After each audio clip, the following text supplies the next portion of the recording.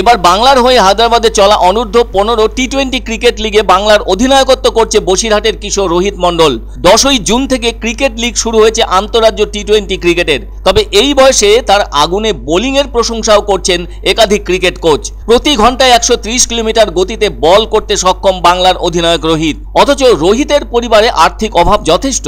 বাবা মহসিন মণ্ডল পেশায় রাজমিস্ত্রির কাজ করে থাকেন আর মা অন্যের বাড়িতে ঠিকা কাজ করে থাকেন। রোহিতের বাড়ি বসিরহাটের বাদুরিয়ার কানুপুর গ্রামে। এদিকে রুটি রুজির টানেই বাবা মা দুজনই দিল্লিতে পরিযায়ী শ্রমিক হিসেবে কাজ করে থাকেন। নুন আনতে পান্তা ফোড়ানোর পরিবারে মাত্র 5 বছর বয়সের সময় বাবা মায়ের কর্মসূত্রে দিল্লিতে যেতে হয় রোহিতকে। আর সেখানে গিয়ে ক্রিকেট খেলা দেখে তাতে আসক্ত হয়ে পড়ে ছোট্ট রোহিত।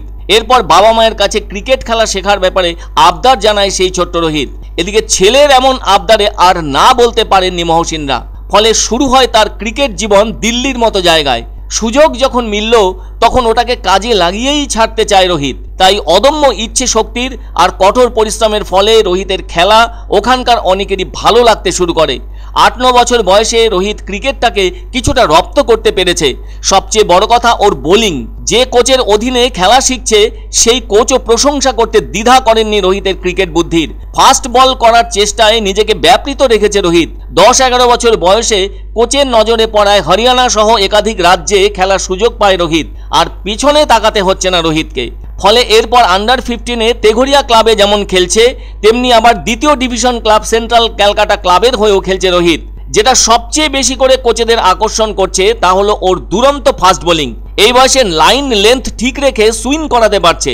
সবচেয়ে বড় কথা বলের গতি, যা যথেষ্ট স্পিডি বলে মনে করছেন কোচেরা। আর ওটাই ওর সম্পদ। সেজন্য বোধহয় রোহিত এই বয়সে যেন স্বপ্নের হাতছানি পেল। শুধু খেলোয়াড় হিসেবে দলে থাকা নয়, সরাসরি মাথায় বাংলা দলের অধিনায়কের শিরোপা, হোক না সে অনূর্ধ্ব-15।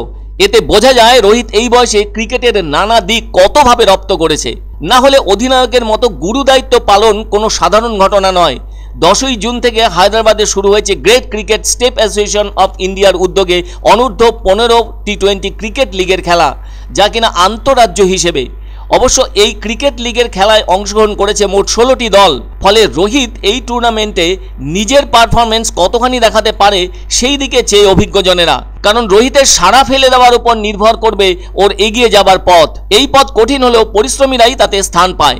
1983-তে কপিল দেব যা দেখে গিয়েছেন আজ 41 বছর ধরে তার স্মরণীয় হয়ে আছে দেশবাসীর মনে। আর এই মুহূর্তে বুমরাহরা টি-20 বিশ্বকাপে তাদের পারফরমেন্স দিয়ে দেশকে গর্বিত করার চেষ্টা চালিয়ে যাচ্ছেন।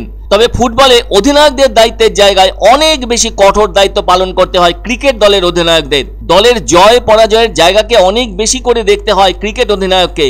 তাই আজ যে জায়গায় অধিনায়কের দায়িত্ব পড়েছে কিশোর রোহিতের, আগামীতে বাংলা সিনিয়র দলের দায়িত্বও পড়তে পারে তার কাঁধে। আর অনেক এগিয়ে বাবা মহসিন মণ্ডল স্বপ্ন দেখছেন দেশের জার্সি উঠুক ছেলের গায়ে। কেননা গ্যালারির মানুষ জাতীয় পতাকা হাতে দ্রুতগতির বোলিং যেমন দেখতে চায়, তেমনি চায় মারকুটে ঝোড়ো ব্যাটিং। সেই লক্ষ্যই এখন সামনে অধিনায়ক রোহিতের। ব্যাটসম্যান হচ্ছে কি আমাদের এখান থেকে পারফরমেন্স করতে পারলে এই টুর্নামেন্টে অল ইন্ডিয়া বেসিক খেলা, এখান থেকে আমাদের টিমের যে বেস্ট পারফরমেন্স হবে টোটাল অল ইন্ডিয়া থেকে।